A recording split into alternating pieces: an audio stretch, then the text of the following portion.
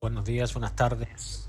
Soy Julio Rosenstock, soy de Dallas, Texas, y es un placer darles la bienvenida a este webinar Insulin 100, descubrimiento, transformación, para celebrar 100 años de la insulina. También tendremos un grupo cualificado de expertos, incluyendo los que contribuyeron a nuestra historia, los líderes de hoy que están dando forma a la medicina y la generación siguiente que impulsará el futuro de las innovaciones en la insulina. Además de este panel de expertos, el evento de hoy promete ser una conversación global sobre la insulina con miles de personas que se unirán a nosotros desde todo el mundo. Su participación hoy y en el futuro es parte esencial de este diálogo. A lo largo de los años, yo he tenido la suerte de trabajar en muchos desarrollos de insulina con muchas empresas farmacéuticas, algunas de las cuales están indicadas aquí. Actualmente, con ocasión de esta conversación, de esta reunión, vamos a celebrar nuestra historia, empezando con el descubrimiento de la insulina con Banting Invest en 1921. Se han hecho grandes progresos en los años siguientes con McLeod y Thompson, que recibieron la primera inyección de insulina en 1922.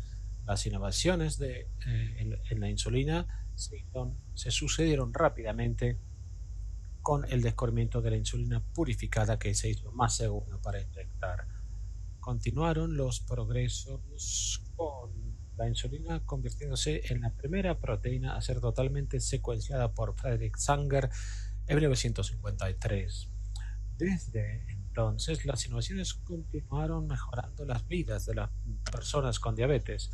Y ejemplos en los NPAs que ayudan a reducir el número de inyecciones diarias. Y también en los 80 que se mitigaron las reacciones adversas. Aún hoy nos seguimos moviendo en las direcciones adecuadas. Los análogos también han mejorado los perfiles y hay potencial de nuevas formulaciones de insulina con tecnologías avanzadas para facilitar una mejor calidad de vida a las personas que sufren la diabetes. En este webinar vamos a sondear los importantes dos. Vamos a empezar con el descubrimiento de la insulina y los pioneros de un siglo de terapia de insulina. Luego vamos a hablar de la transformación y los beneficios que los adelantos en la terapia de insulina han implicado para las personas con diabetes en todo el mundo. También vamos a sondear la herencia de Sanofi y su papel en el último siglo de avances. Por último, miraremos al futuro, a los próximos 10 años de tratamiento de insulina. Tenemos un grupo de expertos muy distinguido. Todos han hecho grandes contribuciones a este campo para mejorar las vidas de las personas con nuevas formulaciones de insulina. Tendremos la palabra de Hazel Gersten, Richard Gerstenthal, Joyce Skyler, Anand Ivanovich, Juan Kim Burskarger, Alan Chen, Chantal Mathieu y Mira Lutner. Esta es la agenda de hoy. En esta reunión tenemos una fantástica ponencia marco por John Hersel, que hablará de la fascinante historia de los pioneros que hicieron este descubrimiento. Esta presentación será seguida por un debate que tendré el placer de moderar con mi amigo Richard Bergenstahl y Jay Skyler, hablando de nuestras experiencias con la transformación y el impacto que tuvo la insulina en los estudios clínicos. Luego de este debate, nos hablará Alan Ivanovich y Joaquín Buchholz sobre la contribución de Sanofi al desarrollo de la insulina y las innovaciones sectoriales en los últimos 100 años. Luego, un último agradable debate entre Alex Shen y Chantal Mathieu, moderado por Mireille Lutra, que nos llevarán a la década siguiente de innovaciones en la insulina. Después de estas 4 presentaciones, haremos una sesión de preguntas y respuestas y cerraremos esta reunión dentro de 100 minutos de ahora. Pero antes de empezar, algunas pautas logísticas. Quiero invitarles a unirse a la conversación online durante y después de este evento utilizando el hashtag 100 años, 100 years of insulin. Tenemos también traducciones al español, francés, mandarín, ruso y español y portugués. Pueden seleccionar su idioma preferido seleccionando el menú como se ve en la pantalla, en la parte inferior. Si por algún motivo no pueden estar aquí y quieren tener la versión grabada con subtítulos en esta misma página a partir de mañana. Por último, por favor, envíen sus preguntas a nuestros ponentes utilizando la tecla de hacer pregunta en la parte inferior de esta pantalla. También rellenen la encuesta sobre su satisfacción con el seminario al final del mismo. Esto les permitirá recibir sus certificados de asistencia. Antes de oír a nuestro primer ponente, disfruten este breve vídeo de 2 minutos que les da una idea del espíritu de lo que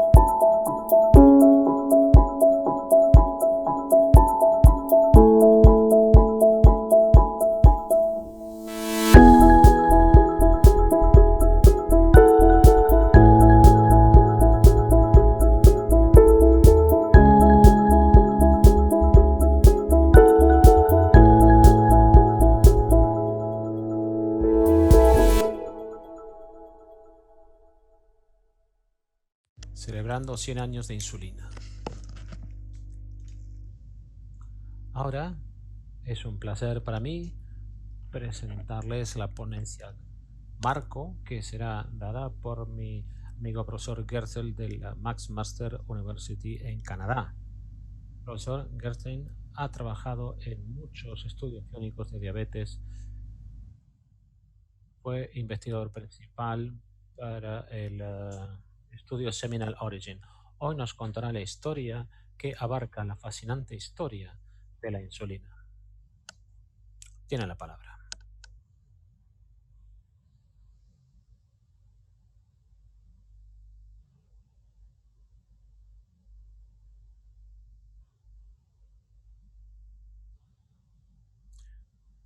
Esta es una historia que refleja, que captura la imaginación, que es el epítome del impacto de la medicina y el impacto directo en la vida de millones y decenas de millones de personas en todo el mundo actualmente de base cotidiana. Esta es una historia que también implica distintas organizaciones con las que colaboro, que han hecho esta historia posible y que convierten en esta historia algo muy relevante para las millones de personas afectadas por la diabetes. Y voy a contarles la historia según la, el lineamiento siguiente. Vamos a hablar de cada uno de estos puntos para darles una idea de dónde estamos actualmente con respecto a la diabetes y la terapia insulínica y de dónde hemos venido y cómo hemos llegado hasta aquí. Vamos a empezar con la enfermedad. ¿Qué era la diabetes en los inicios del siglo XX? Fue reconocida a a mediados del siglo XIX como una enfermedad reconocida con más cantidad de glucosa en la orina.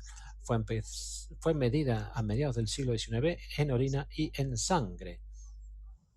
Claude Bernard trabajó en este descubrimiento y también fue reconocido a principios del siglo XX que había dos tipos de diabetes que corresponden con lo que conocemos como el tipo 1 y el tipo 2, la diabetes delgada, la maigre, y la diabetes grasa, con características similares a lo que definimos como diabetes tipo 1 y tipo 2. También era sabido que la diabetes causaba enfermedades oculares, se inventó el oftalmoscopio en 1850 y enfermedades renales eh, y una serie de problemas y trastornos. En 1889, Minosky anunció que el páncreas también estaba implicado y en 1889 se determinó el concepto de secreción interna del páncreas como relacionado con la diabetes y ya en 1905 Starling inventó el término hormona como sustancia transportada por la sangre. Ahora, con respecto a los pacientes, ¿cómo era la vida con la diabetes antes de 1922? El tratamiento era reposo, dieta y una serie de remedios que no tenía mucho sentido desde el punto de vista actual. La dieta, sin embargo, era de bajo datos de carbonos y calorías, con muchos ayunos, y fue promocionada por Frederick Allen y Ellen Joslin, entre otros, que también era especialista en diabetes. Y es importante tener en cuenta que desde el principio los médicos, los dietistas y las enfermeras desempeñaban un papel muy importante. Y esto ha seguido así hasta hoy. Y un caso clásico de una mujer que se hizo famosa, que fue la hija de un candidato a presidente de Estados Unidos en 1916. Era una mujer joven con diabetes. A la edad de 11 fue diagnosticada en 1919 con un peso de 34 kilos y se le dio una dieta de 500 calorías durante 6 días a la semana hasta no tener glucosuria y luego llegó a pesar 20 kilos y medio en 1921, que era ya se dudaba sobre si podría sobrevivir. Esta es una foto suya en 1922, justo antes de empezar con el tratamiento de insulina. Volveremos a hablar de ella más adelante. El éxito terapéutico para la diabetes tipo 1 fue medida mediante los meses de vida.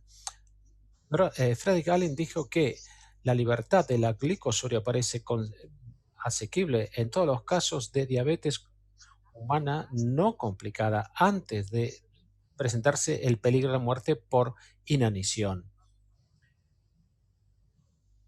Y la dieta está regulada por la cantidad de alimento que se puede dar a cada individuo para mantener la orina despejada. Otra cita de Elliot Jocelyn que dijo que mientras antiguamente el pronóstico para los niños menores de 10 años se medía en meses, actualmente es inusual que se viva menos de un año. Puesto que la diabetes es siempre fatal en los niños, ¿por qué prolongar la agonía? ¿Por qué no dejar al pobre niño comer y ser feliz mientras viva? Quizás la cura puede estar al alcance de la mano. Vamos a ver a los investigadores. Se pasó entre 1900 y 1922, cuando se reconoció que la diabetes era un problema pancreático, se, se trataban con extractos pancreáticos. Frederick Allen probó con inyecciones de preparaciones pancreáticas, tanto que fueron tanto inútiles como perjudiciales. Debido a las circunstancias, Frederick Allen se fue a otra universidad y luego hubo un fisiólogo rumano, Nicolae Pelesco, también trabajó con perros a los que se había extirpado el páncreas y su investigación fue detenida por la ocupación austríaca de Bucarest y la Primera Guerra Mundial. Publicó algunos estudios clínicos en 1921 y 22 que demostraron algunos beneficios, muchísima toxicidad. Y vamos a hablar ahora de Frederick Banting, que fue el médico que estaba en el lugar adecuado en el momento adecuado, pero no estaba muy interesado en la diabetes. Obtuvo su licencia en medicina en 1917 en la Universidad de Toronto para ir a luchar a la guerra en Europa como médico militar. Y luego en 1920 abrió una consulta en Londres, Ontario, y tuvo pocos pacientes, la pasó mal y tuvo que conseguir empleo en la Universidad de Ontario. Y tuvo que dar charlas a estudiantes de fisiología sobre el metabolismo de los hidratos de carbono. Según Banting, tuvo una epifanía, una noche se despertó y escribió lo siguiente: la ligazón de los conductos pancreáticos de un perro mantener a los perros vivos hasta que los acinos se degeneran dejando islas. Intenta aislar la secreción interna de estos para aliviar la glicosuria. Al final, esto no resultó importante, pero fue un supuesto equivocado, pero él tuvo esta especie de revelación en mitad de la noche y se puso en contacto con un fisiólogo muy famoso, John MacLeod, y se citó con él una semana más tarde y le convenció a dejar algunos estudios con perros en su laboratorio.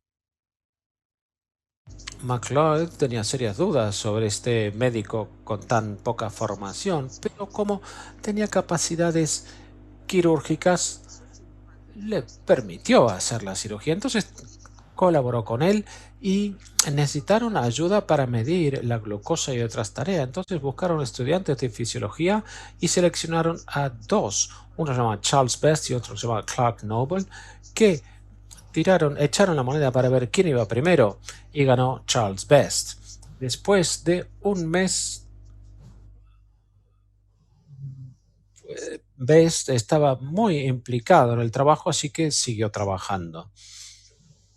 Y así se inició la investigación con pancreatomías caninas en mayo con Cleod.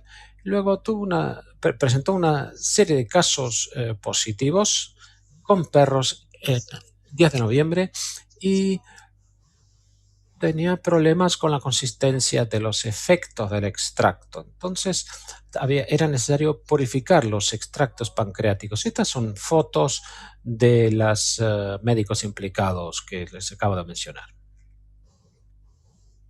Luego, tuvieron suficientes extractos pancreáticos en 1929.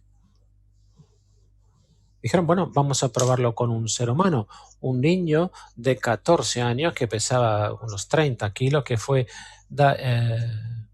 internado en el Hospital General de Toronto con una historial de 2 años de diabetes. En 1922 se inyectó a esta persona con el primer extracto hecho según Banting y Best y no le fue muy bien, pero se purificó aún más y unas semanas después se inyectó nuevamente un extracto diferente, más purificado y mejoró la situación del paciente.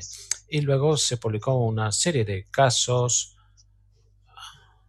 y empezaron a tratar un grupo de 7 pacientes y luego el extracto pancreático fue obtenido de vacunos y luego de cerdos.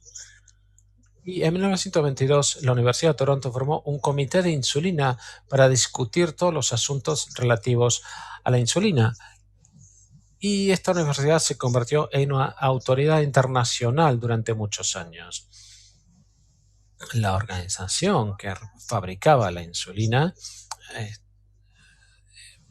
estaba basada en la universidad, no podía ser suficiente y llegaron a un acuerdo con Eli Lilly a través de un científico que el primer investigador científico de Eli Lilly, George Close, consiguió la colaboración para producir insulina a nivel industrial y ponerlo a disposición de todo el mundo. En la misma época hay otra historia interesante. Un fisiólogo danés, August Crow,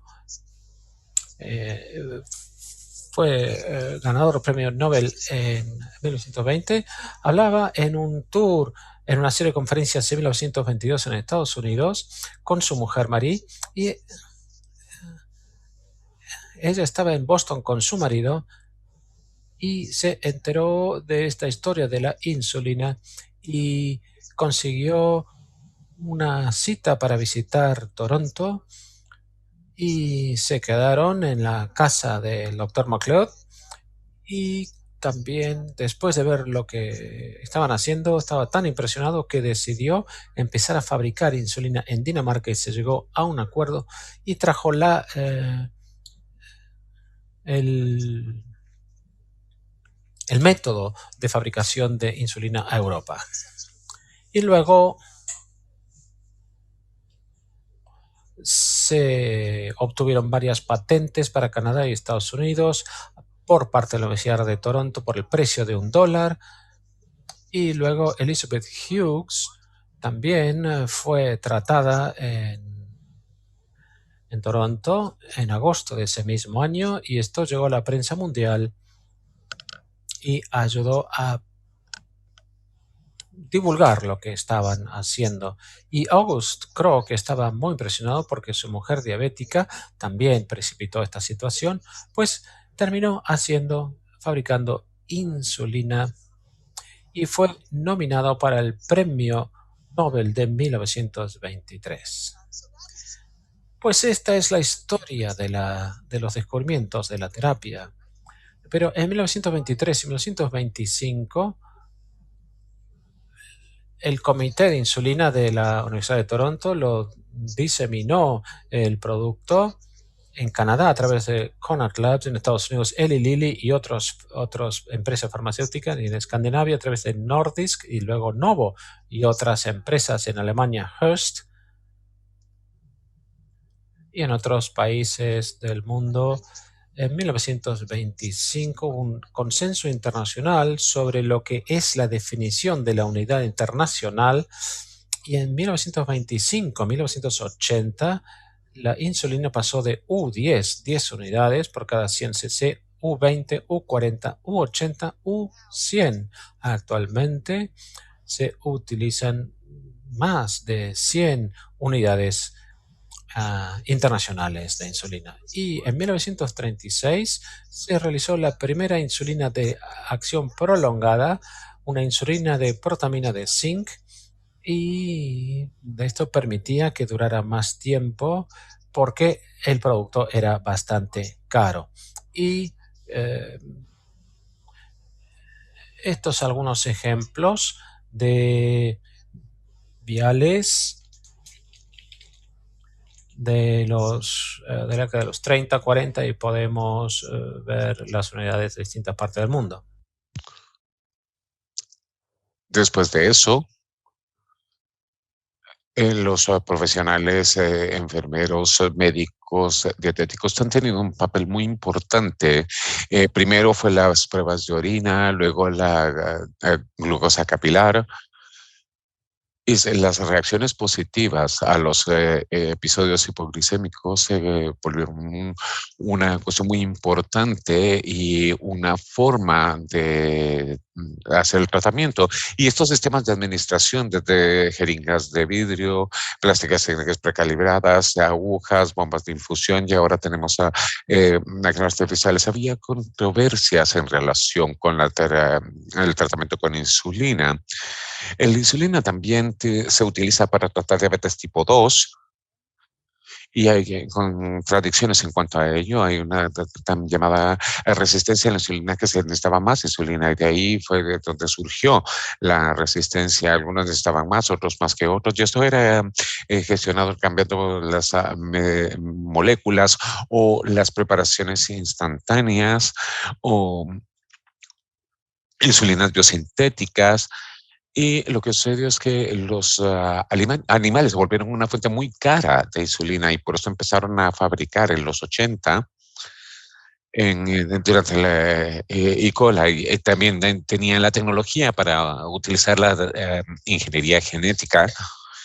Y la polémica con el diabetes tipo 2 se presentó que la insulina estaba ocasionando daños. Si la persona tenía diabetes tipo 2, ya estaba aumentando el riesgo de enfermedades cardíacas. Y una forma de solucionar eso fue un ensayo muy grande que no se hizo hasta 90 años después de que se empezó a utilizar la insulina, que mostraba que la insulina sí era neutral en cuanto a enfermedad cardiovascular y mortalidad. Y eso acabó con la polémica en cuanto a que la insulina no ocasionaba daños en ese sentido. Eso fue claro.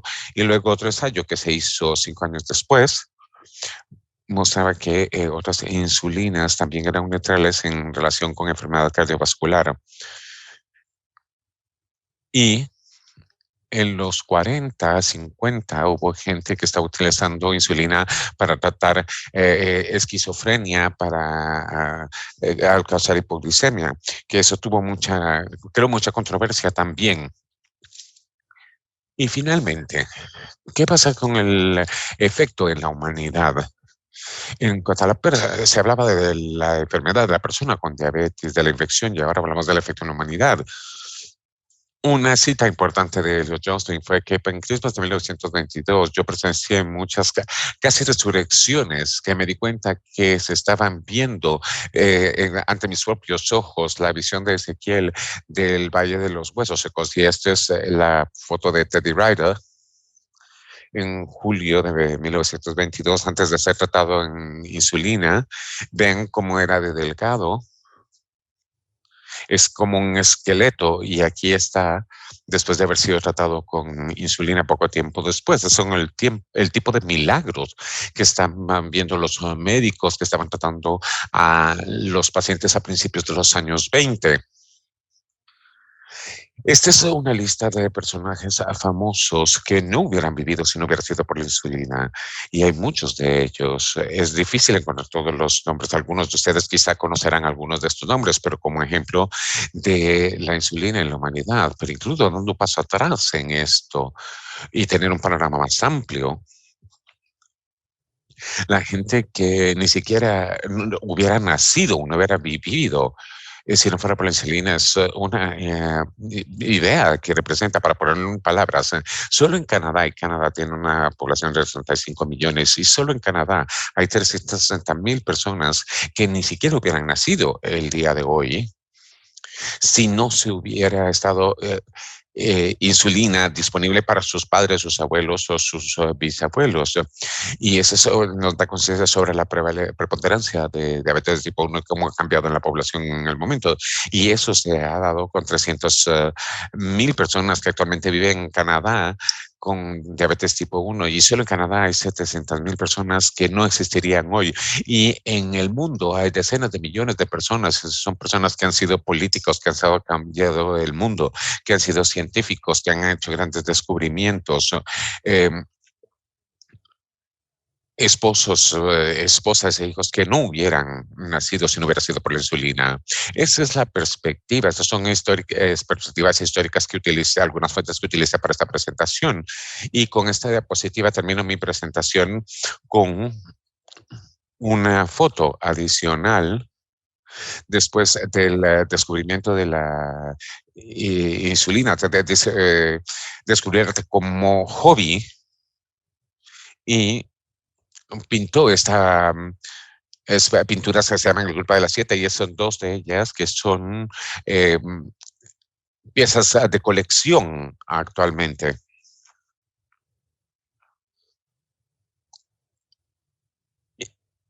Y él es más conocido obviamente como investigador que como pintor. Muchas gracias por su atención, y con mucho gusto hablaré de cualquier duda que puedan tener. Muchas gracias, Herschel.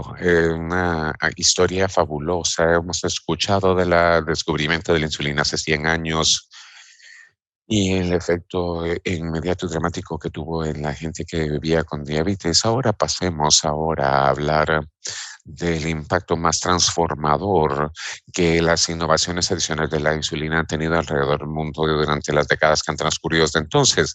La semana pasada tuve la oportunidad de hablar con mis colegas y amigos, profesor James Steiner de la Universidad de Miami y profesor Richard Jeniston del Centro Internacional de Diabetes en Minnesota, para hablar de los principales avances, lo que hemos visto en cuanto al tratamiento de diabetes con insulina en las últimas décadas. Y hemos hablado bastante tiempo, y espero que disfruten estos puntos destacados de mi trabajo y esa conversación tan amigable con mis grandes amigos, hablando del pasado, el presente y el futuro.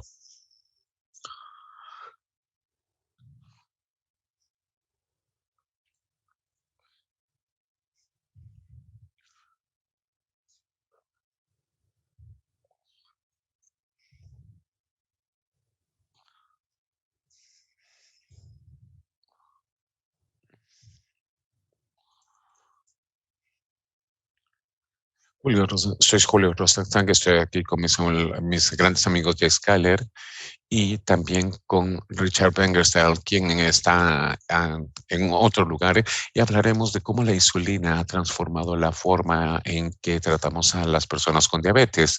Jay, actualmente la insulina ya no es un problema, es una cuestión de salvar vidas desde el descubrimiento que lo era. Hemos estado trabajando en diabetes durante más de 40 años. En algunos de nosotros más de 40, más de 50. ¿Cuál eran las expectativas, las esperanzas cuando estaban cuidando a personas con diabetes? ¿Qué tipo de preocupación, desafío tenían en aquel momento? Eso es para ustedes y para el público.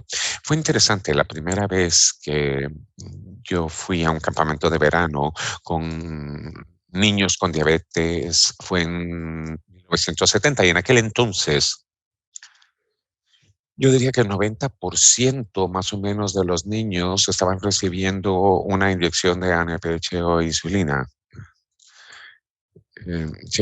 tratando de evitar la hipoglicemia. Y nos íbamos por todos lados con antorchas con linternas para asegurar que tuvieran buena respuesta, porque el ejercicio que estaban haciendo en el campamento los hacía más propensos a la hipoglicemia. Y nosotros estábamos controlando todo el tiempo sus niveles de insulina. Por, y esto fue importante porque había artículos que incluso se remontaban al descubrimiento de la insulina en los 1900, Peter Forsman, Brother Myers en San Francisco y otros que estaban diciendo simplemente utilicen varias inyecciones al día, una para cada comida. Hay muchas inyecciones, pero no teníamos las herramientas para saber cómo hacerlo bien. Y yo lo analicé para esos los más de 50 años que lo he estado haciendo y ha cambiado mucho. Y me hace temblar, me da escalofrío pensar lo primitivo que era en los primeros 50 años. Sí, las jeringas de cristal, de vidrio. No fue hasta los 70, ya teníamos las jeringas de plástico, porque uno tenía que desarmar las jeringas de vidrio. ¿Qué recuerdas tú? Tú también estabas en un centro internacional de diabetes. ¿Qué recuerdas? Sí, Jay y Julio. Yo estoy pensando lo mismo que Jay. Es fabuloso lo lejos lo mucho que hemos avanzado, porque cuando pensamos en el inicio, me recuerda a mi visita a Benton House, fuera de Toronto y en Londres y Ontario, que te dejan 5 minutos para ver dónde estaba que te permiten estar 5 minutos en donde te pensó en eso. Y uno sueña y se recuerda. Y pensé, han pasado 40 años y en 40 años hemos avanzado muchísimo, como dice Jay, para ayudar a la gente a vivir mejor con diabetes. Pero también espero que en nuestro diálogo de esta mañana vamos a ver que todavía nos queda mucho camino por recorrer. Sí, mucho. Y uno de los grandes avances, uno de los estudios más importantes fue del DSCT que tuvimos en 82-83 y cuando en 1993 se anunciaron los resultados en Las Vegas, que el buen control de la diabetes puede evitar complicaciones. Yo estuve ahí en 1983 en Dallas y tú estabas con el Swiler en el Centro Internacional de Diabetes. ¿Qué recuerdas? O-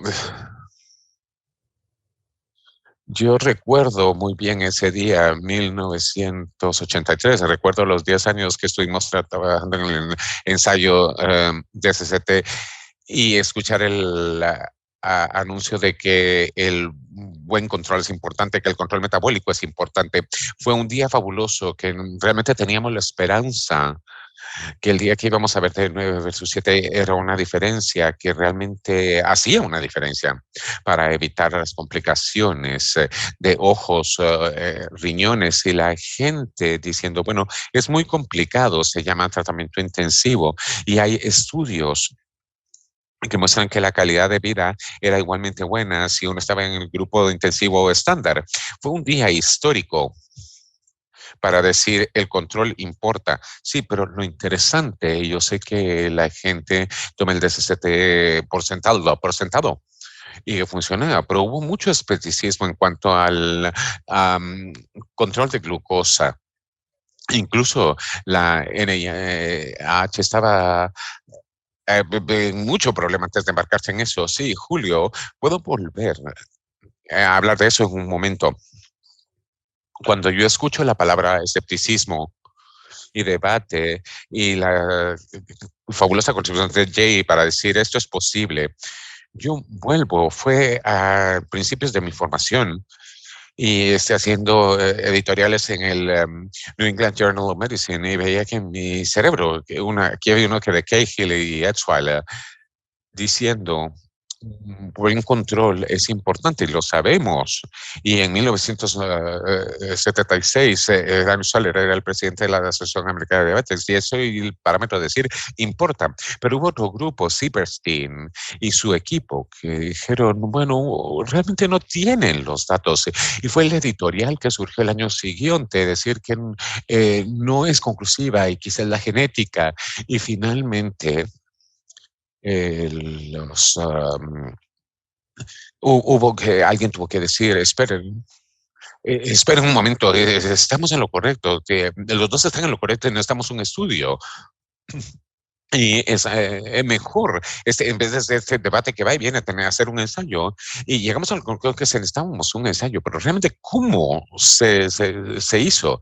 Sí, fue cuando hicieron el ensayo de disability, de discapacidad. Este se inició porque había algunas personas en el NIH que estaban escépticos, pero yo presenté la idea de analizar algunos biomarcadores y me lo rechazaron por completo. Es decir, ¿cómo se atreve a pensar eso? ¿Y por qué te rechazaban? A ver, me dijeron, es inconcebible que al utilizar mediciones de glucosa en la sangre cambiando los dosis de insulina van a lograr el control. Y eso era el fundamento de todo lo que estábamos haciendo, el punto de partida. Pero me dijeron, bueno, sí, hagamos un estudio, porque no sabían qué iba a suceder. Y yo estuve en el grupo asesor de políticas y vimos el estudio de viabilidad y 3 o 4 personas en el grupo asesor de políticas que dijeron que tenía demasiada hipoglicemia, hagámoslo ahora. Y hubo una mujer, Jean Schneider, que fue a San Luis y estaba en la junta de la Fundación Juvenil de Diabetes y dijo, yo soy una madre. Mis hijos se van a la cama por la noche y yo me preocupo que no van a despertar al día siguiente por hipoglicemia. Tenemos que hacer este estudio para mostrar que puede mejorar sus vidas y tenemos que encontrar una forma de detectarlo. Y ella fue la que fue la pionera de esto, quien avanzó, porque realmente tuvimos que poner mucha presión para poder irnos a realizar este estudio. Y fue lo más productivo que hemos hecho. Sí, luego vino el PDS del Reino Unido, que también demostró que en el diabetes tipo 2 el control de glucosa importa. Y yo recuerdo en la reunión en Las Vegas en 1993, luego en Barcelona en 1998 y nuevamente cambió la forma en que considerábamos la diabetes y la insulina era un actor importante incluso en diabetes tipo 2. Y eso nos han pasado el otro hito importante. Y no quiero relacionar mucho esto porque está embarcado en eso, pero esto cambió el paradigma de cómo tratamos la diabetes especialmente tipo 2. Y yo creo que la contribución más importante es que nos permite utilizarla mucho antes, nos permite tener menos hipoglicemia y empoderar a los pacientes a que lo hagan y permitir y facilitar que los médicos en general lo hagan. Uno, el, el ajuste repetitivo de dosis para llegar al objetivo. Eso fue lo más importante cuando se daba tantas dosis, como hicieron muchos doctores. Esa es una inyección. Y te debemos mucho a Yaman Riddle, porque realmente merecen el crédito para decir, ese es un estudio para las edades, para todo el tiempo. El título, tratamiento a un objetivo, es un objetivo al que nos estamos dirigiendo. Y lo que surgió de eso y cuando hay palabras como esas y seguimos durante décadas, hubo un ensayo muy importante, pero eso fue realmente uno de los primeros. Estábamos buscando un punto, nos orientamos a él y fue muy importante. Yo recuerdo el escepticismo que la gente tenía en cómo se puede tratar diabetes del tipo 2 solo con una inyección de insulina. ¿Por qué no ven los gráficos en donde tienen el basal y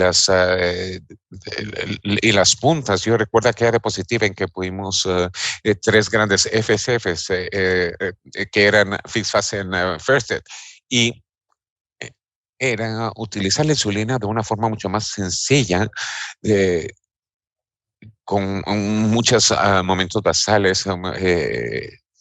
Ahora tenemos las clases de 300 insulina que son de efecto más prolongado.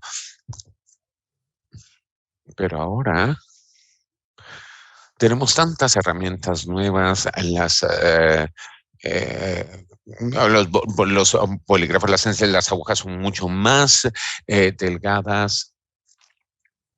Ya no es necesario pincharse el dedo. La vida para la gente con diabetes es mucho mejor ahora. Y tenemos agentes pacientes que son reacios a las inyecciones. Y yo decía, bueno, esa aquí es como hace. Y yo cogía una jeringa vacía y me pinchaba. Y a veces hacía un agujero en la camisa y le decía, ahora pruebe usted. Y una señora me dice, bueno, ¿y cuándo me va a doler?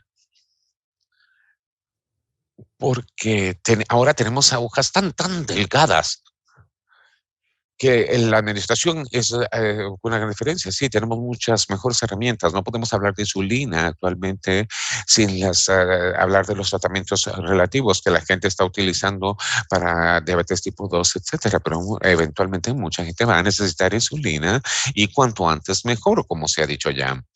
Yo escribí un artículo hace muchos años diciendo que lo que estábamos haciendo como concepto en aquel entonces, pero si lo tenemos que tratarlo en diabetes tipo 2 para bajar la glucosa antes de tratarlo, probarlo en otras.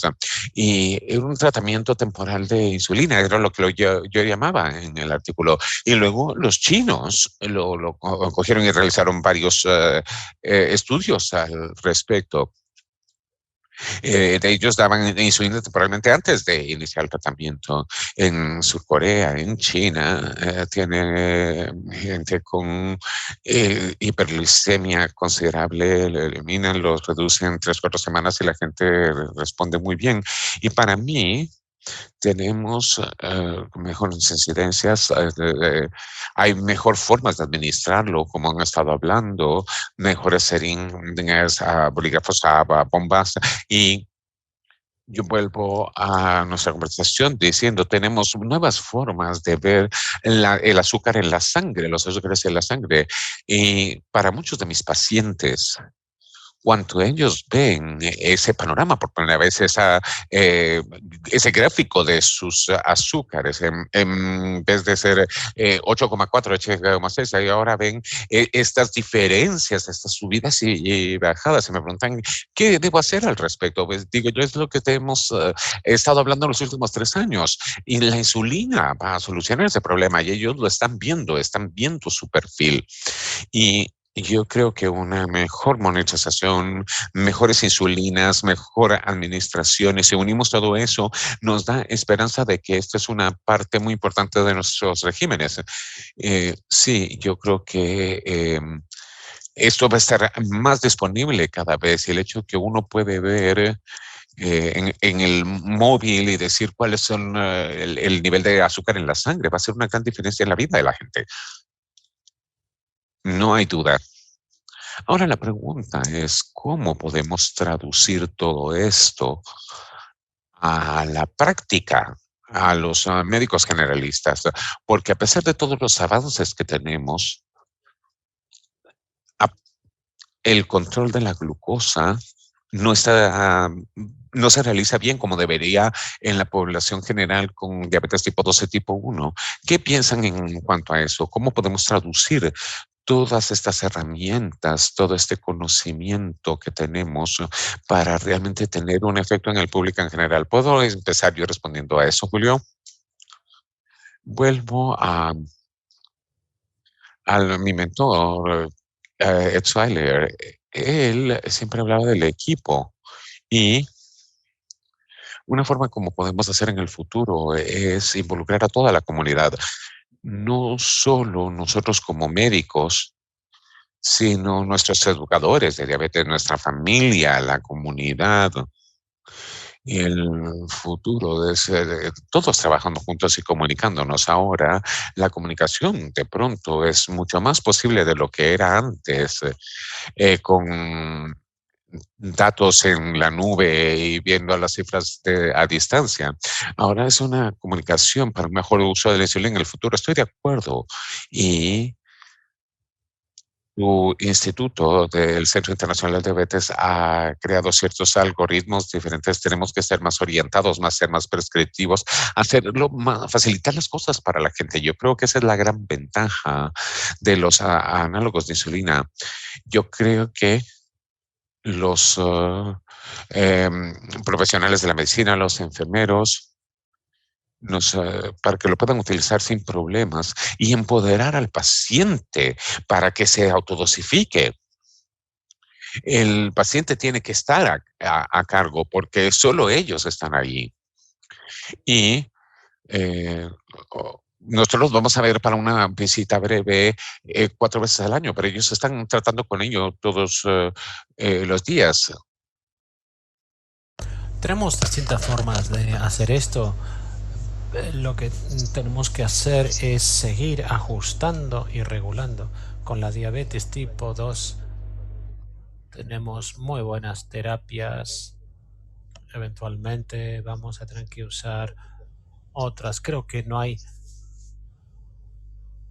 los bolos basales no son para la diabetes tipo 2 sino la tipo 1.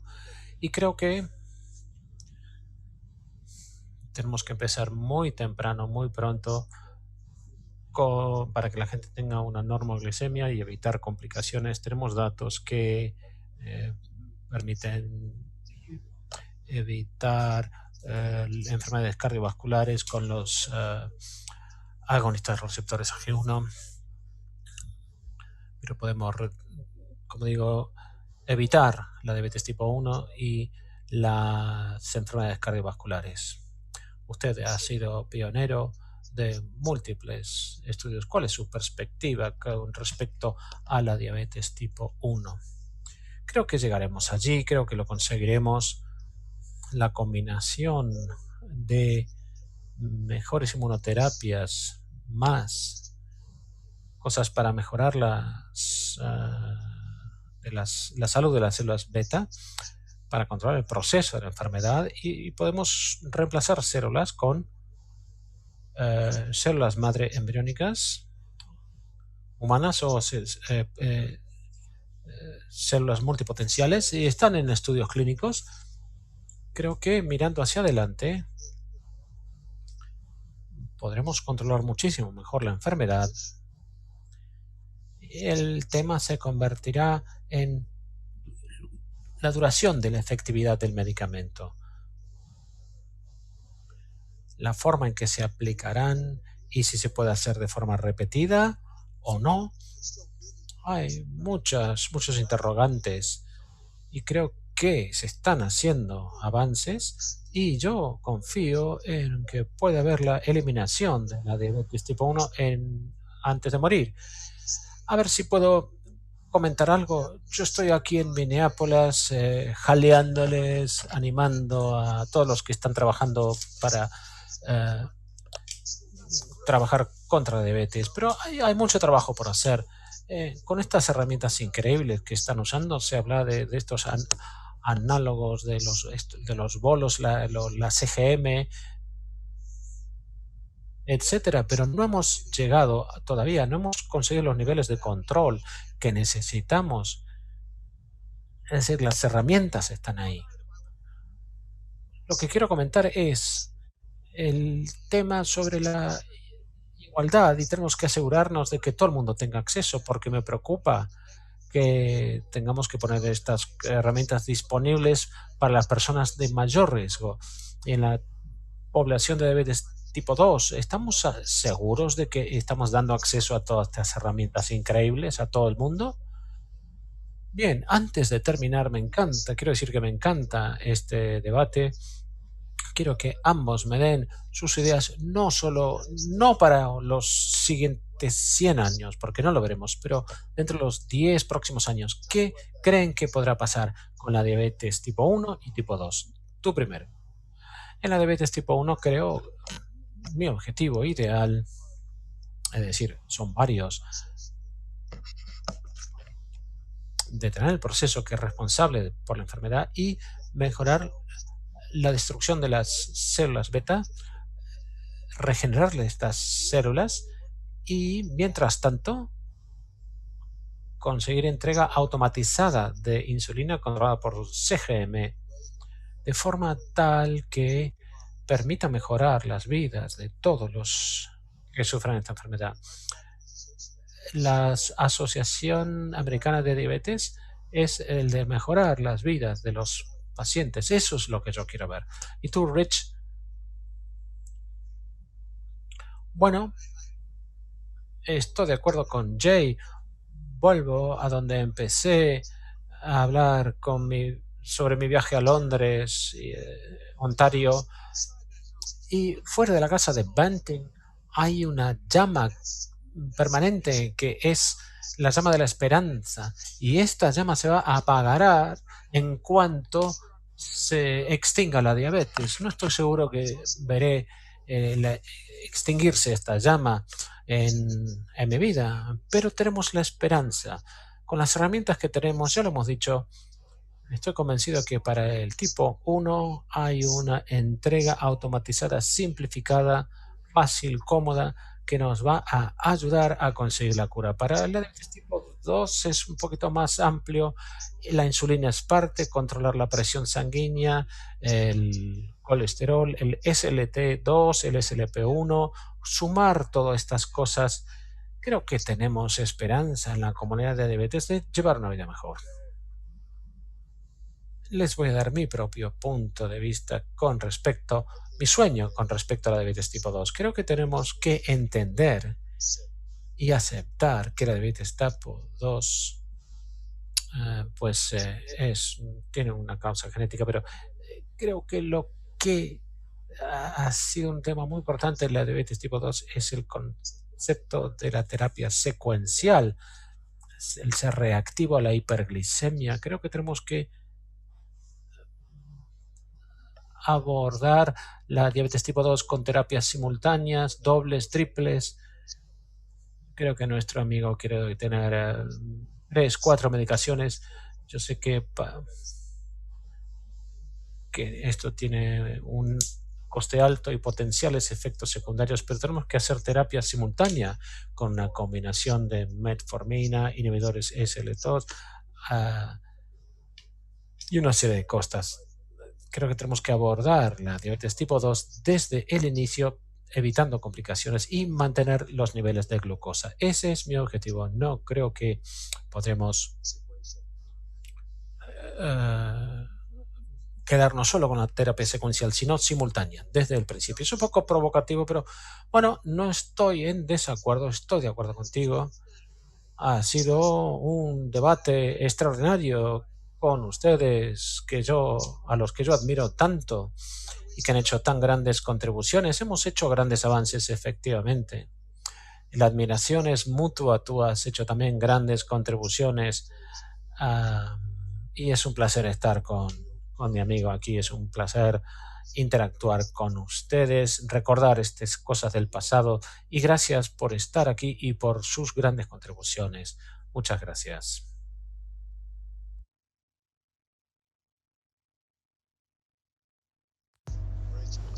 Muy bien, Rich y Jay, muchas gracias por sus múltiples contribuciones. Ha sido un intercambio maravilloso, lo he disfrutado muchísimo y estoy seguro que ustedes también. Por revolucionario que haya sido el descubrimiento de la insulina, la industrialización de la insulina también fue vital para satisfacer las demandas de la población insulínica. Vamos a oír hablar ahora una fascinante presentación de Alan Devanovich, que hablará sobre los avances realizados en el último siglo desde el punto de vista industrial, y especialmente la herencia de Sanofi con la diabetes. Y Joaquín ha supervisado muchos de los avances en la producción de la insulina. He empezado con Herx, ha vivido todos los cambios que se han hecho y ahora están en Sanofi, y recientemente como jefe de la gestión de asuntos industriales de Sanofi. Vamos a escucharles, Alan y Joaquín.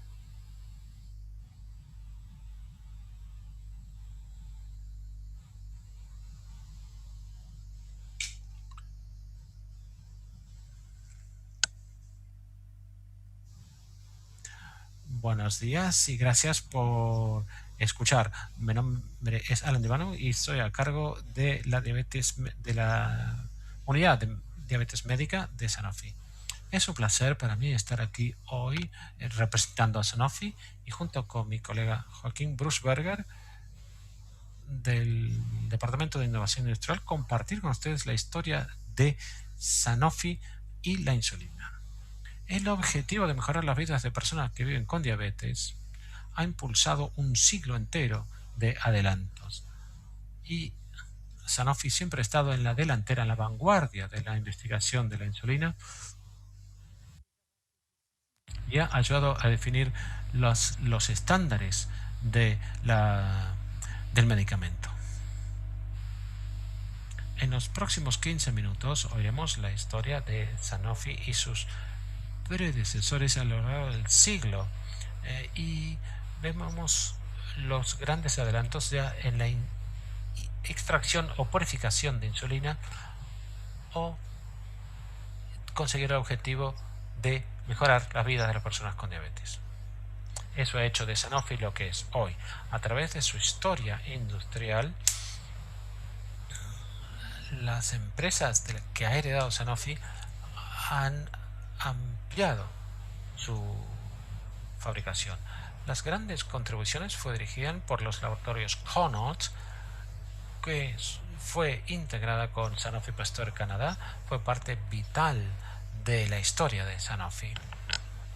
Al hablar de esta herencia de Sanofi en el contexto de la enfermedad global, es especialmente importante resaltar la historia industrial de la insulina desde el origen del descubrimiento de la insulina en la Universidad de Toronto. Y como ustedes saben, los laboratorios Connaught fueron parte vital de la Universidad de Toronto y fue luego integrada en Sanofi. Otro papel importante en la historia de insulina fue desempeñado por Hearst. Hearst es una empresa que estaba en la vanguardia de la fabricación de insulina en Europa desde 1923. Junto con Aster Union adquirió Connaught Laboratories y Hearst era parte de los laboratorios que llevó a la integración de Aventis y la creación de Sanofi Aventis y que terminó como Sanofi Pasteur. Así que, Joaquín, te doy la palabra para que nos cuentes la historia a partir de Hearst y a través de todas las empresas siguientes que constituyen el ADN de Sanofi. Gracias, Alan. La producción se inició con el reto de establecer un proceso de calidad consistente. Connaught Laboratories fue líder en el sector y en la producción de insulina de fuentes animales. Al mismo tiempo, en Alemania, Färber-Hearst intentó desarrollar el proceso y consiguieron una licencia para producir insulina de Connaught en 1923. Y así, para aumentar la tolerabilidad de los cristales de insulina, la cristalización se convirtió en algo muy importante, que es un proceso conocido para optimizar la pureza, y en la década de los años 20 Connaught desarrolló la cristalización de la insulina. Fue una cristalización muy sencilla al principio, pero luego con la introducción del zinc fue posible tener una cristalización estable. Al mismo tiempo, Hearst desarrolló el mismo proceso y en 1936 se convirtió en primer fabricante de insulina de cambiar completamente a los cristales de insulina. Por otra parte, era muy importante imitar el perfil natural con las dosis de insulina en el cuerpo del paciente, y así se inventó la primera insulina de larga acción con formulaciones de zinc y con los científicos de Dinamarca, Hans Hagedorn, fijaron la norma global. Y Höss contribuyó a la mejora continua de las preparaciones de insulina. Y fue posible acercarse más al perfil natural. También otro objetivo ha sido conseguir un perfil de seguridad ideal para la insulina y se dedicaron muchos esfuerzos en la cromatografía como forma de producir y purificar la insulina. Esto fue especialmente importante para evitar alergias que pudieran alterar el cuerpo. En 1971, Hearst introdujo la cromatografía como procedimiento estándar para purificación de la insulina. Luego, cuando las personas tienen un problema con la insulina, tenían que ser tratados con, con, con una insulina sulfatada que tenía el objetivo de obviar la inmunogenicidad. Y luego se hizo una modificación semisintética de la insulina animal para mejorar la seguridad y eficacia de la insulina. Para desarrollar la insulina humana, y esto fue posible modificando la secuencia S en las insulinas animales. De eso se derivó la insulina y de las otras insulinas, que ha mejorado considerablemente el perfil de eficacia y seguridad que se lanzó en 1983. La siguiente fase de innovación son las técnicas de ADN recombinados que nos han permitido mejorar la producción y al mismo tiempo innovar los perfiles de insulina. Han ayudado a satisfacer la creciente necesidad de insulina en el mundo. Por otra parte, fue posible con el cambio del perfil de la insulina satisfacer ciertas necesidades médicas insatisfechas. Y ahora le doy la palabra a Alan nuevamente. Sí, ha sido un recorrido bastante grande. Y logramos cambiar, Sanofi ha sido fundamental para cambiar el tratamiento convencional con diabetes. Primero tuvimos la insulina basal con insulina glicina 100. Y en aquel momento la investigación clínica evolucionó gracias a la introducción del nuevo diseño. Otros avances importantes a los estudios clínicos en cuanto a estas muestras aumentaron.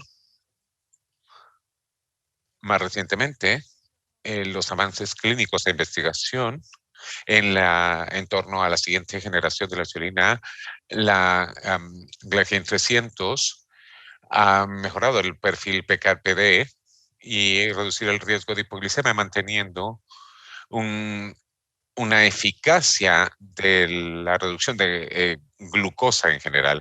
Y esta es una cuestión del tratamiento óptimo de la hiperglicemia con un único producto, como se ha reflejado en el desarrollo clínico de tratamientos de combinación de coeficiente fijo. Sí, todo eso es para decir que la legacy de Sanofi ha sido demostrada por pruebas y datos científicos, comprobados a través de varios datos científicos concebidos y puestos en práctica por Sanofi, y esto han respondido a preguntas científicas vinculadas al tratamiento de la diabetes. Junto con expertos líderes en el terreno, esto ha ayudado a definir el estándar de cuidados. Sanofi también tiene un papel líder en el suministro de diferentes tecnologías de insulina y ha cambiado la vida de los usuarios de insulina, porque de la insulina a los bolígrafos hay un gran cambio con alta precisión. Y mucha facilidad de uso. Los de nueva generación serán digitales permitirán el suministro de la dosis en el momento correcto. Y en línea con ese pensamiento, Sanofi actualmente está adoptando las tecnologías digitales para empoderar al autotratamiento de pacientes y permitir la individualización del, en la modulación de la dosis de pacientes. Y nosotros reconocemos esto y tenemos como objetivo desarrollar soluciones que permitan mayor individualización del tratamiento para todos los pacientes con diabetes. El tratamiento de diabetes requiere ajustes diarios de muchos parámetros y la necesidad de tomar en cuenta información variable como la actividad de las personas, los objetivos de los pacientes, y la idea es aprovechar al máximo estos avances clínicos en la toma de decisiones, el suministro de insulina, las análisis de Claudio y en la monitorización de la glucosa. Durante el tratamiento médico de pacientes, estamos dándole vida a soluciones que entienden a las necesidades de los pacientes, de los médicos y de las necesidades específicas de sistemas sanitarios en diferentes países en todo el mundo. Estamos entrando en este espacio digital o virtual y utilizaremos nuestro amplio conocimiento para tener un ecosistema de gran conocimiento que incluye la tecnología y, y habla de hábitos duraderos, saludables, beneficiosos para los pacientes y mejoras para los pacientes que viven con diabetes. Sanofi, los éxitos pasados, presentes y futuros de Sanofi se han realizado con fuertes alianzas con socios. Y nada de esto sería posible sin la amplia colaboración de los socios de Sanofi y las alianzas que ha hecho Sanofi. En esta diapositiva mencionamos un par de ellos, los más importantes, pero quiero subrayar que para mejorar continuamente nuestra comprensión de la diabetes, estamos trabajando conjuntamente con todos los interesados, con asociaciones de pacientes, educadores, eh, proveedores de cuidados sanitarios y también expertos en soluciones digitales. Estamos innovando nuestras medicinas, estamos tratando de ser pioneros de nuevos estudios para el tratamiento de la diabetes, que seguirá mejorando la experiencia de los pacientes y los resultados para los pacientes en todo el mundo. Quisiera terminar hablando del hecho de que Sanofi sigue comprometida a transformar el cuidado de personas con diabetes, porque este sigue aumentando a un ritmo alarmante. Una gran porción de pacientes, de personas participan, padecen de un aumento en los niveles de azúcar que puede afectar considerablemente su vida. Y creemos que esta innovación va mucho más allá de las medicinas y por eso nuestro enfoque reúne toda nuestra cartera de insulina y nuestra tecnología personal y digital. Y en línea con este pensamiento estamos desarrollando un ecosistema bastante completo. Y la idea es recopilar todos los datos necesarios para entender y desarrollar soluciones. Y creemos que, como ya se mencioné, esto va más allá de Sanofi. Por eso trabajamos en alianzas con profesionales, ayudamos a las autoridades, a personas con diabetes, para apoyar y desarrollar nuestras soluciones para simplificar el tratamiento de la diabetes. Nos estamos apoyando en la gran herencia que han visto durante toda esta presentación para transformar el nivel de atención, el estándar de atención para todos los pacientes con diabetes. Y seguimos siendo pioneros de nuevas posibilidades y estamos pronosticando el tratamiento individualizado para que las pacientes de diabetes puedan gestionar de forma mejor su enfermedad. Con esto quiero agradecerle su atención y darle la palabra al profesor Rosenstock. Así que te doy la palabra de nuevo, Julio.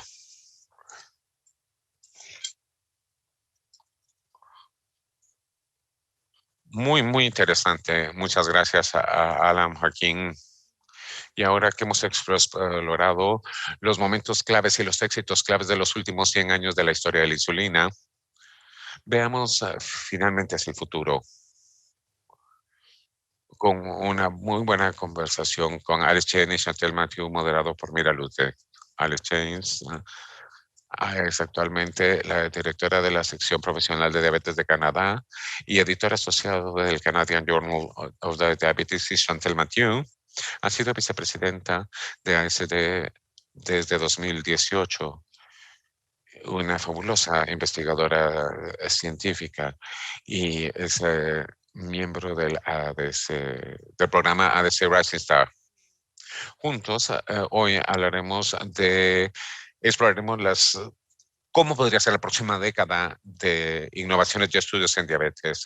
En nuestra conversación pregrabada, veremos ahora los puntos más destacados.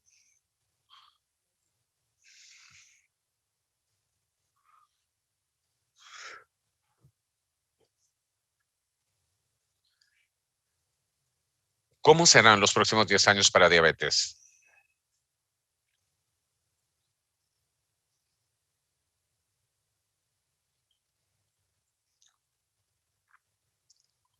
Hola a todos. Hoy estamos aquí con Chantal Matthews y Alice Chen.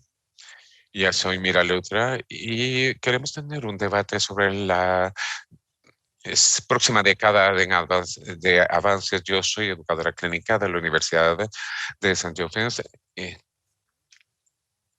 y ahora voy a dejar que mis invitadas se presenten.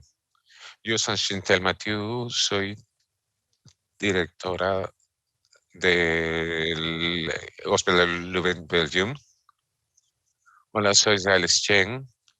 Soy endocrinóloga en Mississauga, en Ontario, Canadá, al este de Hamilton, a donde está Mira, y soy profesora adjunta de la Universidad de Toronto, y estoy encantado de estar aquí con ustedes. Sí, es, ha sido un evento hasta ahora muy emocionante. Hemos escuchado de los grandes avances del tratamiento en el último siglo. Es difícil que hayan sido 100 años. Hemos tenido grandes avances. Y estamos pensando que a pesar de eso hay una serie de desafíos que siguen existiendo para nuestros pacientes con diabetes. Y yo estaba pensando en preguntarle a Chanel, ¿qué piensas de las crecientes necesidades insatisfechas de pacientes con diabetes en cuanto a su tratamiento? Sí, las necesidades insatisfechas más grandes para las personas con tipo 1 es si uno ve los titulares de la Journal de Toronto, están hablando del resumen del primer uso clínico de la insulina.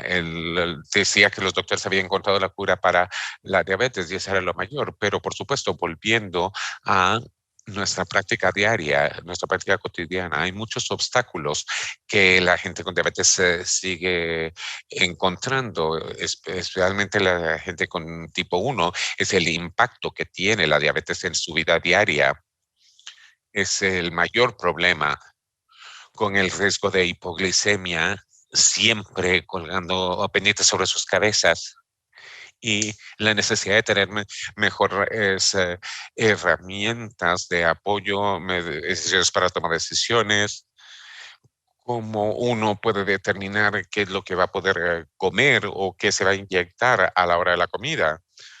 Hay muchas necesidades insatisfechas en diabetes tipo 1 y nuevamente la tecnología ha solucionado algunas de esas necesidades en los últimos 10, 15 años con las bombas, con los lápices o bolígrafos y sin embargo sigue siendo un proceso muy invasivo para el tratamiento de diabetes 1 y eso es solo una minoría de personas que están viviendo con diabetes.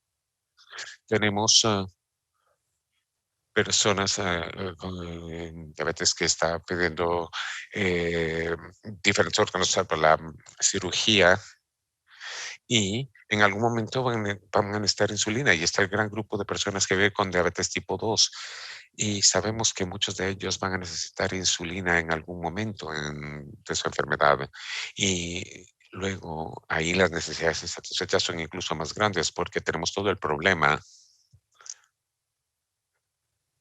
de ser reacios a inyectarnos. La gente no se quiere inyectar insulina. Luego está la cuestión de este tratamiento que tiene hipoglicemia como efecto secundario, todos los problemas. Nuevamente es calcular la cantidad de insulina, el medir la glucosa en sangre y el tener que pensar en lo que uno hace, en la hipoglicemia, los problemas, el cambio de las hormonas anabólicas y todo, plantea una serie de obstáculos que son muy comunes. Sí, hay muchas necesidades insatisfechas. Estoy completamente de acuerdo, si me permiten agregar a ello. Creo que la carga de diabetes en sí misma es una gran necesidad insatisfecha y lo que yo añadiría es a nivel societal, a nivel global, una gran necesidad insatisfecha es que todos no estamos, todavía no estamos implantando adecuadamente todas las herramientas fabulosas que tenemos. Obviamente hay más herramientas y más estrategias que por desarrollar, pero lo que ya tenemos es muy bueno y eficaz.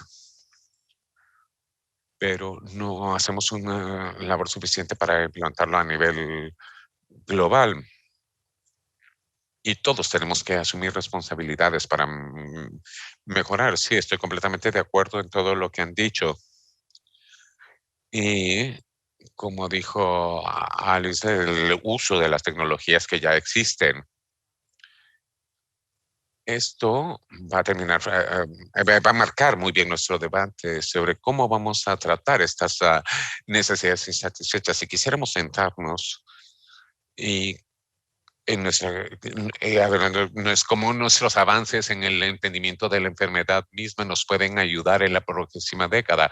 Vamos a tratar de hablarlo de forma sistemática. Me interesaría conocer sus ideas sobre el interés. Cuando pensamos en avances en tratamientos que ya han ocurrido durante los últimos 100 años, hemos tenido diferentes situaciones análogas y cambios, pero seguimos teniendo periodos o variables identificables. ¿Cómo creen que los avances en los próximos años nos van a ayudar a superar algunas de las cargas de tratamiento y problemas de resistencia? Yo creo que desde el punto de vista de desarrollo de insulina ha habido muchos cambios emocionantes en los últimos 100 años y hemos escuchado ya muchos de esos.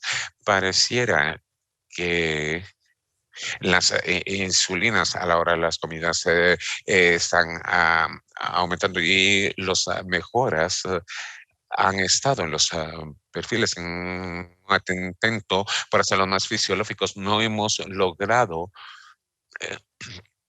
eh, detener cómo tener bien el páncreas. Como endocrinóloga, obviamente un poco está sesgada, pero todavía no estamos, no hemos logrado cubrir lo que y hacer lo que el páncreas es capaz de hacer. Pero una vez que lo hacemos, eso va a resultar en menos hipoglicemia también. La otra cosa que tenemos que enfrentar es la conveniencia, la simplicidad y la facilidad de uso. Sí, podemos que los perfiles de acción de la insulina sean, si quieren, más fisiológicos, pero tenemos que hacerlos más convenientes también. Y yo creo que en la próxima década vamos a ver la introducción de tratamientos basales de insulina una vez a la semana. La primera vez que yo leí sobre ello, yo me dije, eso es una buena idea, es una mala idea. Yo creo que con el tiempo yo estoy empezando a adaptarme a la idea y me doy cuenta que con los datos de eficacia y seguridad, que son buenos, que esto va a ser posiblemente a cambiar la situación por completo, porque tenemos otras áreas en medicina, por ejemplo, el lugar es que vamos a pasar de varias veces al día, una vez al día, una vez a la semana. Eso es realmente ha sucedido con el caso de osteoporosis.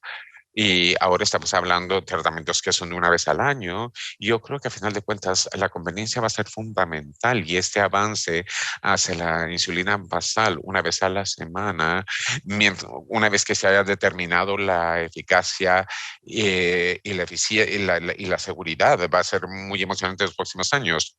Sí, con base en eso, con mucha frecuencia nosotros como endocrinólogos tenemos estas ideas fantásticas de un esto y aquello y queremos hacerlo muy complejo. Y tenemos que ser muy humildes porque es la persona que vive con esto, quien tienes que tomar la insulina, quien tienes que hacer todo esto. Y la conveniencia a veces es entre nosotros una mala palabra, eh, pero la gente que tiene que tomar su insulina tienen que cubrirse para 360 días al año, 65 días al año. Y se puede crear algo que les facilite a ellos la vida, pensando en cómo podemos hacerlo. Sabemos que muchos de nuestros pacientes piensan sobre habilidad, hablamos del riesgo de hipoglicemia, sabemos que aumentar su tiempo y sus objetivos. Alice, ¿crees que nos estamos acercando a ver una insulina que se puede ajustar al índice glicémico del paciente? Eh, yo soy una gran fan de ello. Y para mí la idea de insulina inteligente o insulina que responda a la glucosa es una ruta de inicio, un start track. Y yo espero verlo en mi carrera, porque si los estudios que se están viendo cada conferencia, en todas las conferencias se ve que está mejorando, porque mucha gente está trabajando en eso, en formas muy creativas de tratar de crear esta glucosa, respuesta de la glucosa a la insulina. Y esto es un paso hacia ello. Y los métodos que se utilizan o están modificando la insulina misma, haciéndola respectiva o empaquetar insulina en protocolos o embalajes que la parte externa tenga un componente de respuesta a la glucosa y en entornos de alta glucosa se abre una pequeña ventana en el embalaje y luego se cierra. Y el dispositivo para administración de glucosa. Hay muchas cosas creativas que se han hecho. Sí, mira, es aquí cuando entra tu generación y para mí, nuevamente, yo tengo muchos años en esto y lo que es necesario es pensar fuera del marco, digamos, fuera de ir un poco más allá, los doctores, los médicos, los bioquímicos. Solo cuando nuestros buenos amigos entraron en el panorama, es que las cosas empezaron a mejorar. Todo esto que describió Alice, que las puertas se abran, esto es lo que estamos buscando y yo estoy muy optimista. Sí, y queremos decir que tenemos que considerar más de estos avances en tratamiento de insulina y pensando en soluciones innovadoras y tecnologías para ayudarnos en nuestra atención. Y Alex, ¿nos puedes hablar un poco más de tecnologías que van más allá de este tratamiento? Estás hablando de tecnologías nuevas emergentes que podemos, esperemos ver en la próxima década. Sí, yo creo que nuevamente tenemos que pensar eh, fuera de lo común y pensando que esto tiene que ser central. Hay una comunidad alrededor de la persona que está ahí para apoyarla, y aunque estamos aquí en 2021, la comunicación entre las diferentes partes del sistema se puede mejorar. La comunicación puede ser automática y tenemos sistemas en los que pueden subir resultados de su bomba, de sus sensores en el ordenador, y que es un esfuerzo adicional y tenemos que ir más allá de eso y tener sistemas en los que la tecnología automáticamente se va a comunicar con otras piezas de tecnología para que todo el ecosistema, todo el mundo que esté en el equipo de esta persona pueda ver la situación, cuánta insulina fue administrada y tener que tenerlo todo automatizado para que haya menos carga y se necesite menos esfuerzo. Y también podemos utilizar cosas como la inteligencia artificial. Imagínense lo bueno que sería cuando alguien puede probar, hacer una prueba de su sangre o escanearlo y está automáticamente con el sensor, o un sistema inteligente que ya tienen en casa y les anuncias y les informa de la dosis sugerida de insulina, y una guía personal en casa y con base en algoritmos sofisticados, pero luego se envía esta información a la nube, la gente la puede ver, y tener dispositivos conectados va a ser muy potente, muy útil y va a reducir la...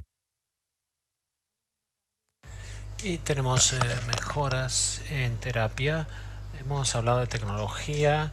Vamos a centrarnos ahora en los adelantos en el entendimiento de la diabetes como enfermedad. ¿Cómo cree usted que esto puede impactar en la gestión, el manejo de creo que estamos llegando a la medicina de precisión en la diabetes? Bueno, eso es una muy buena pregunta. Como decía, la individualización es lo que todos los que llevan haciendo, los que están tratando a las personas con diabéticos, como médicos, como educadores, como enfermeros, como dietistas. Pero la medicina auténtica de precisión también es difícil porque son herramientas que nos den la capacidad de, por ejemplo, hacer un diagnóstico mejor, herramientas que sean genéticas, pero otros biomarcadores que nos permitan discriminar si tenemos tipo 1, tipo 2 y quizás no se podría indicar o saber la diferencia, dirá usted. Pues no, tenemos muchos pacientes en los que no estamos seguros. 45 años de edad, sobrepeso, viene con hemoglobina alta, cetonas, anticuerpos, autoanticuerpos, en fin, conseguir biomarcadores que nos permitan asegurarnos qué tipo de persona tenemos delante, y no estoy hablando de tipo 1 ni tipo 2, sino qué pronóstico se puede hacer de una persona, qué posibilidad de desarrollar complicaciones. Hablando del trabajo tan interesante que se ha hecho en Escandinavia, en el que podemos diferenciar entre los que categorizamos del tipo 2 o los que tendrán complicaciones renales, porque podríamos intervenir más rápidamente.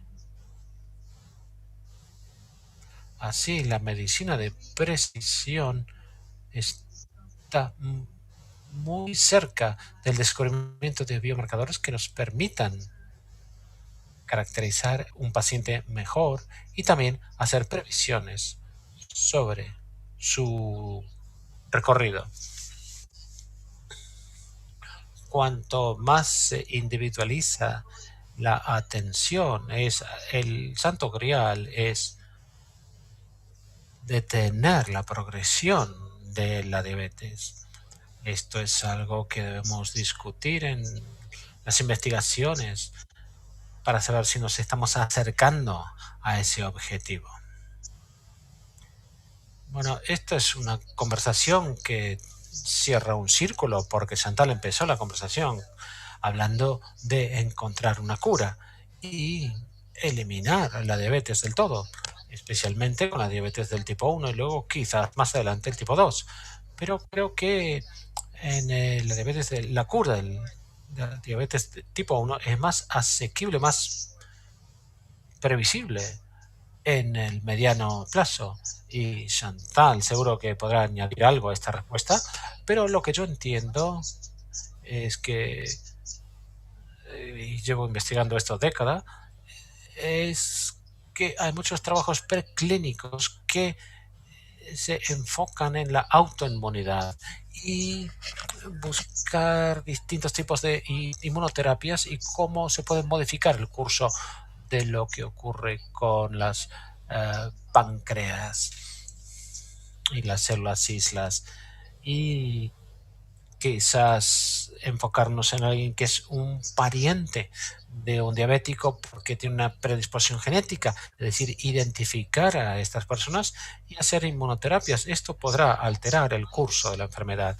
Ese es mi entendimiento de algunas de las terapias que quizás se acercan más a la utilidad clínica, pero esto cedo la palabra a Chantal para que añade otros aspectos de la investigación, que es su pasión en cuanto a la cura.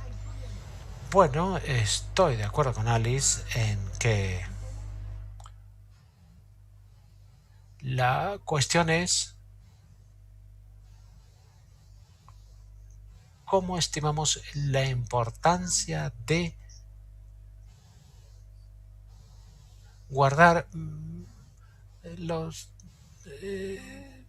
los datos y todos los médicos que saben que tener alguna indicación de que hay una base funcional, pues eso marca toda la diferencia en cuanto a la terapia insulínica para una persona. Sabemos, por ejemplo, con los trasplantes de islas, si no tienen hipoglicemia grave, tienen una vida más fácil con la insulina, pero cuando pierden por cualquier motivo, por inmunosupresión, por ejemplo, cuando pierden esto, un elemento que no se pensaba que era importante, toda la hipoglicemia vuelve, todo el horror de la diabetes tipo 1 vuelve. Así, cuando Alice me pregunta si podemos preservar las, los péptidos a bordo en las personas con diabetes, ¿podemos hacerlo de verdad? Muchos estudios ya han demostrado que las hepatitis pueden ser preservadas. Así que yo creo que el futuro es fascinante, pero exigirá una colaboración muy estrecha entre tu generación de clínicos y los ingenieros, abogados, técnicos, informáticos, etcétera. Algo fascinante. Sí, es un momento fascinante de ser endocrinólogo, ver todos los adelantos que se están haciendo y todo lo que ya está en camino. Ha sido una sesión muy informativa, muy entusiasmante, muy interesante con ustedes dos. Gracias a las dos por sus ideas, por sus conocimientos y por compartir todo lo que han compartido con nosotros. Así que devuelvo la palabra a Mark y continuamos.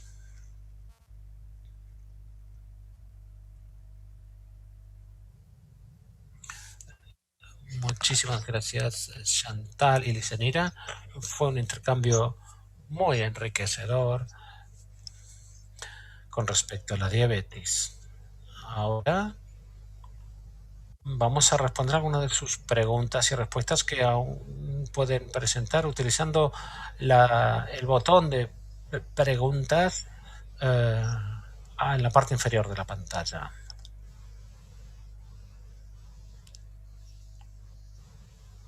Vamos a empezar con Hertz. Usted fue el principal investigador del estudio Origin. Brevemente, ¿qué preguntas respondió y qué preguntas quedan por responder, por sondear?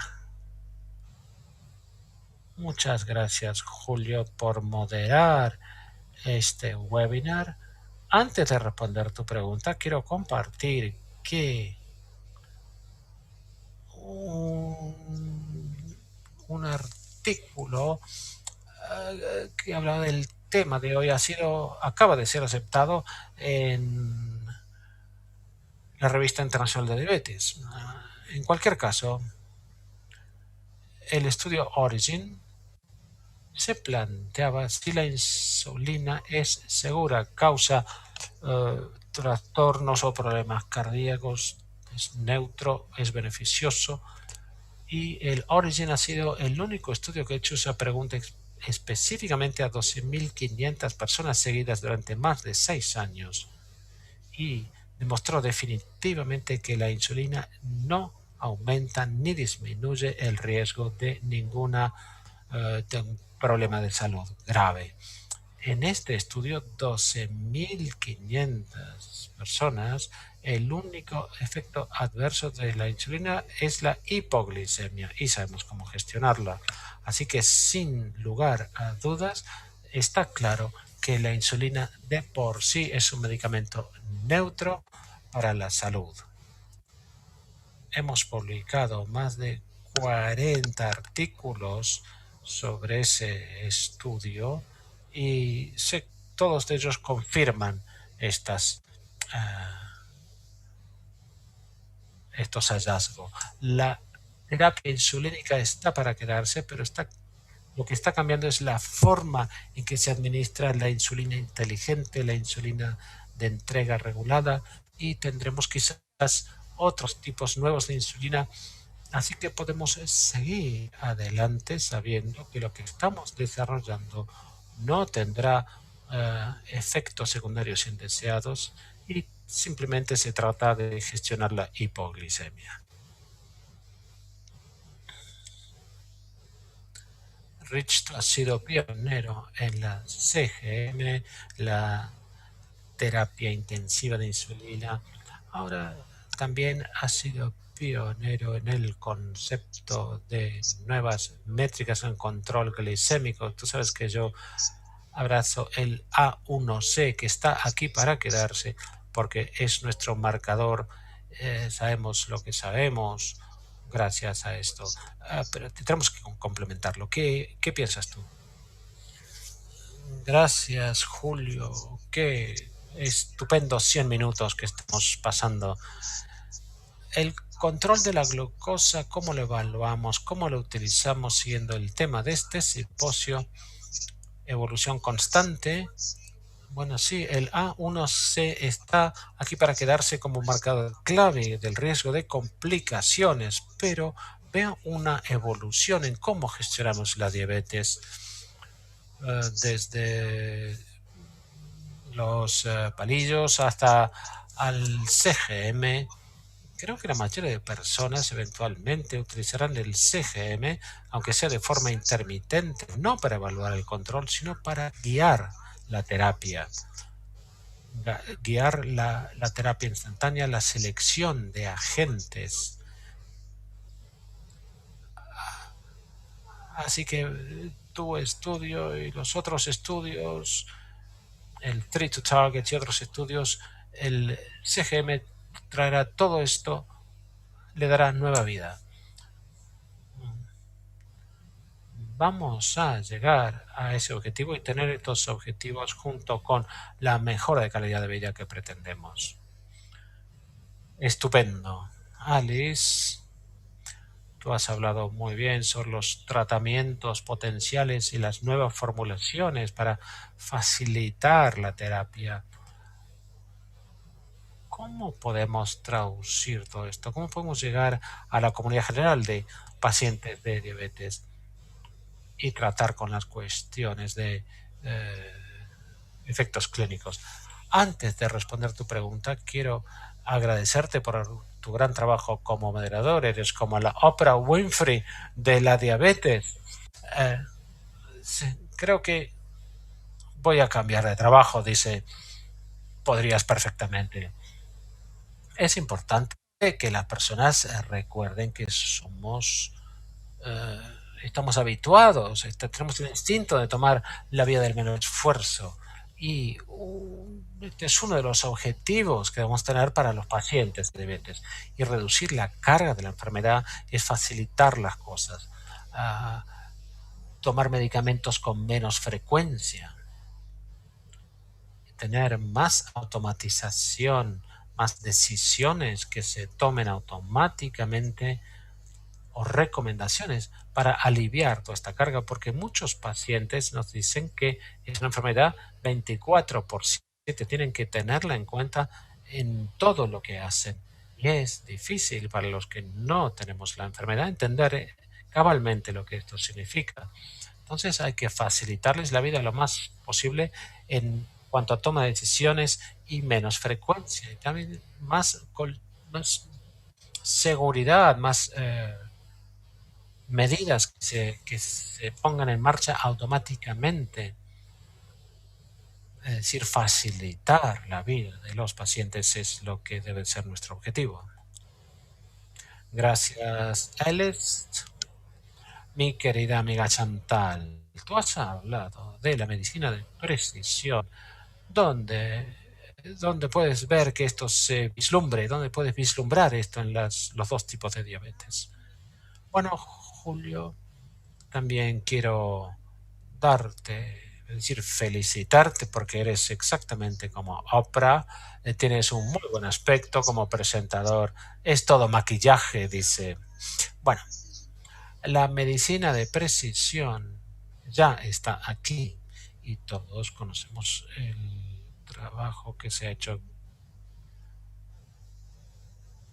con un grupo de personas de diabetes tipo 2 y también el grupo de tipo 1, porque ahora entendemos mejor, porque tenemos marcadores genéticos que nos ayudan a guiar en nuestro diagnóstico y también los terapeutas. Así, la medicina de precisión, pues ya lo estamos haciendo y tenemos biomarcadores genéticos, eh, marcadores inmunes y también biomarcadores, y estas tecnologías nos ayudarán a diagnosticar a los pacientes y nos guiarán las terapias. Así, la medicina de precisión ya está aquí. Muchas gracias, Antal, y muchas gracias a todos y todas. Ahora estamos llegando al final de nuestros 100 minutos de celebración de los 100 años de la insulina.